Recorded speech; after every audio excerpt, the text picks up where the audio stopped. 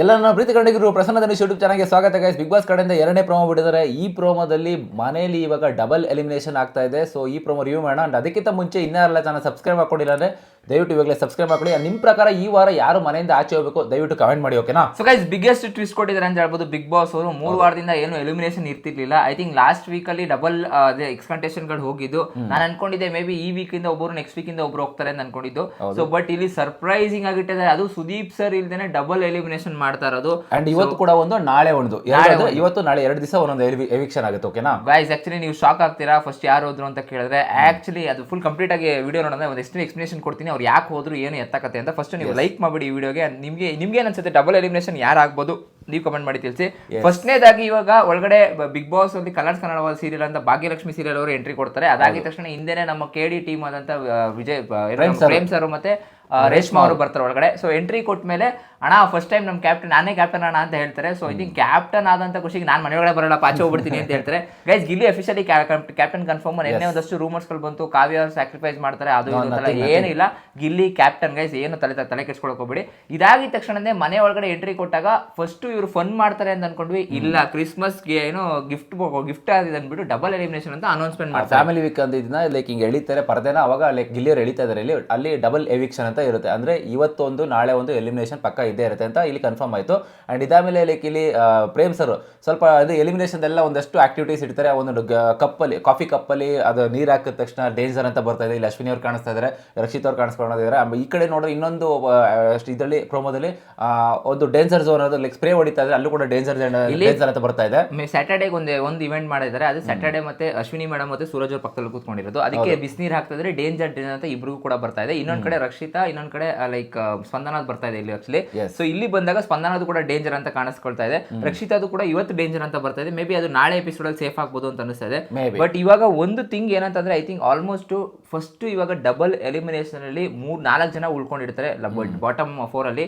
ಒಂದು ಸೂರಜ್ ಅವರು, ಎರಡನೇದು ಬಂದ್ಬಿಟ್ಟು ಧ್ರುವಂತ್ ಅವರು, ಮೂರನೇದು ರಾಶಿಕಾ, ನಾಲ್ಕನೇದು ಸ್ಪಂದನ. ಐ ಥಾಟ್ ನನ್ನ ಒಂದು ಪ್ರೆಡಿಕ್ಷನ್ 3 ಜನ ನಾನು ಅನ್ಕೊಂಡಿದ್ದೆ ಬಾಟಮ್ 3 ಅಲ್ಲಿ ಇರ್ತಾರೆ ಅಂತ. ಒಂದು ಸ್ಪಂದನ, ಇನ್ನೊಂದು ಸೂರಜ್, ಇನ್ನೊಂದು ರಾಶಿಕಾ. ಬಟ್ ಸರ್ಪ್ರೈಸಿಂಗ್ಲಿ ಧ್ರುವಂತ್ ಅವರು ಕೂಡ 4 ಬಂದಿದೆ. ಆಕ್ಚುಲಿ ಈ ಆಕ್ಟಿವಿಟಿ ಸ್ವಲ್ಪ ಟ್ವಿಸ್ಟ್ ತರ ಇದೆ. ಅಂದ್ರೆ ಲೈಕ್ 4 ಜನ ಒಂದೊಂದ್ ಸೈಡ್ ನಿಂತ್ಕೊಂತಾರೆ, ಅದು ಪೋಡಿಯಂ ತಿರುಗುತ್ತೆ, ರೊಟೇಟ್ ಆಗುತ್ತೆ. ರೊಟೇಟ್ ಆಗಿ ಒಂದಷ್ಟು ರೊಟೇಟ್ ಆಗ್ಬಿಟ್ಟು ಲೈಕ್ ಯಾರು ಇರಲ್ವೋ ಅವರು ಮನೆಗೆ ಆಚೆ ಹೋಗ್ತಾರೆ. ಯಾವ ತರ ಇತ್ತು ಗೊತ್ತಾ, ಲಾಸ್ಟ್ ಸೀಸನ್ ಅಲ್ಲಿ ಒಂದ್ಸತಿ ಇವ್ರನ್ನ ವಿನಯಣ್ಣನ ಹಿಂಗೆ ಎತ್ಕೊಂಡಿರ್ತಾರೆ, ತಿರುಗಿಸ್ತಾ ಆಚೆ ಹೇಳ್ಕೊಂಡಿರ್ತಾರೆ. ಅದೇ ಒಂದು ಈ ಲಾಸ್ಟ್ ಸೀಸನ್ ಅಲ್ಲ, ಅದ್ರ ಲಾಸ್ಟ್ ಸೀಸನ್ ಅಲ್ಲಿ ಹೇಳ್ತಾರೆ ಅದು. ಸೊ ಐ ಥಿಂಕ್ ಈ ಸೀಸನ್ ಅಲ್ಲಿ ಅದನ್ನೇ ಮಾಡಿದ್ದಾರೆ ಅಂತ ಅನ್ನಿಸ್ತಾ ಇದೆ. ಒಟ್ನಲ್ಲಿ ಇವಾಗ ಇಲ್ಲಿ ಎಳ್ಕೊಳ್ಳೋದು ಯಾರಪ್ಪ ಅಂದ್ರೆ ಶಾಕ್ ಆಗ್ತೀರಾ, ಜೈ ಮಹಾಕಾಳ ಅವ್ರನ್ನ ಎಳ್ಕೊಳ್ತಾರೆ. ಧ್ರುವಂತ್ ಪ್ರಕಾರ ಎಲ್ಲೋ ಟ್ವಿಸ್ಟ್ ಇದೆ. ಇದು ಧ್ರುವಂತ್ ಅವ್ರು ಹೋಗ್ತಾರೆ ಅಂತ ನನಗೆ ಎಲ್ಲೋ 6th ಸೆನ್ಸ್ ಹೇಳ್ತಿದೆ. ಧ್ರುವಂತ್ ಅವ್ರು ಹೋಗಲ್ಲ. ಮೇ ಬಿ ಇಲ್ಲಿ ಏನೋ ಟ್ವಿಸ್ಟ್ ಇದೆ. ಸ್ಪಂದನ ಅವರು ಇವರಿಬ್ರಲ್ಲಿ ಯಾರು ಒಬ್ರು ಹೋಗ್ಬಹುದು ಅಂತ ನನ್ನ ಅನಿಸಿಕೆ. ಇದು ಏನೋ ಇಟ್ಟಿದ್ದಾರೆ ಗೈಸ್, ನಂಗೆ ಅರ್ಥ ಆಗ್ತಿಲ್ಲ. ಬಿಕಾಸ್ ನನಗೂ ಕೂಡ ಶಾಕಿಂಗ್ ಅಂತ ಅನಿಸ್ತದೆ. ಯಾಕಂದ್ರೆ ಡಬಲ್ ಎಲಿಮಿನೇಷನ್ ಇರೋದ್ರಿಂದ ಬಿಗ್ ಬಾಸ್ ಅವ್ರು ಈ ತರ ಪ್ರೋಮೋದಲ್ಲಿ ಬಿಟ್ಕೊಡೋ ಚಾನ್ಸೇ ಇಲ್ಲ.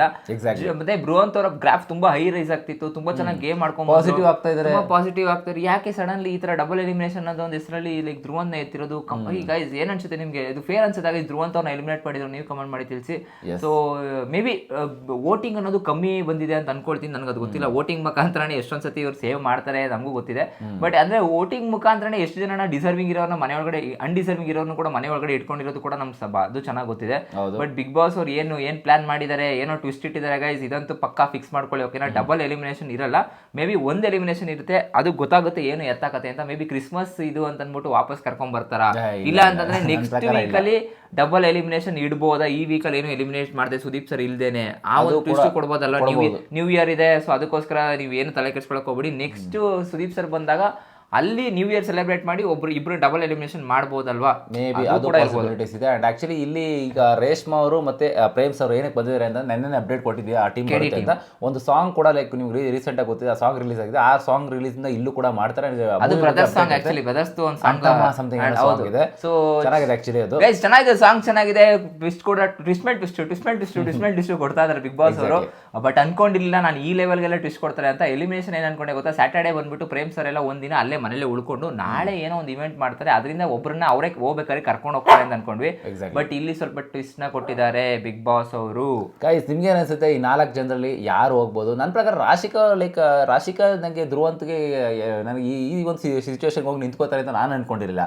ಸೊ ನಮ್ಮ ಒಂದು ಬಾಟಮ್ 3 ಇದ್ದಿದ್ದು ಮಾಳವರು, ಸೂರಜ್ ಅವರು ಅಂಡ್ ಈ ಕಡೆ ಸೋಮಣ್ಣ ಅವರು ಅಂದ್ರೆ ಸ್ಪಂದನ ಅವರು, ಈ 3 ಜನ ಇರ್ತಾರೆ ಅಂತ ಅನ್ಕೊಂಡೆ. ಬಟ್ ಇಲ್ಲಿ ಮಾಳವರು ಎಸ್ಕೇಪ್ ಆಗಿ ಈ ಕಡೆ ನೋಡಿದ್ರೆ ಧ್ರುವಂತ್ ಅವ್ರು ಬಂದಿದ್ದಾರೆ, ಸೂರಜ್ ಅವ್ರು ಬಂದಿದ್ದಾರೆ.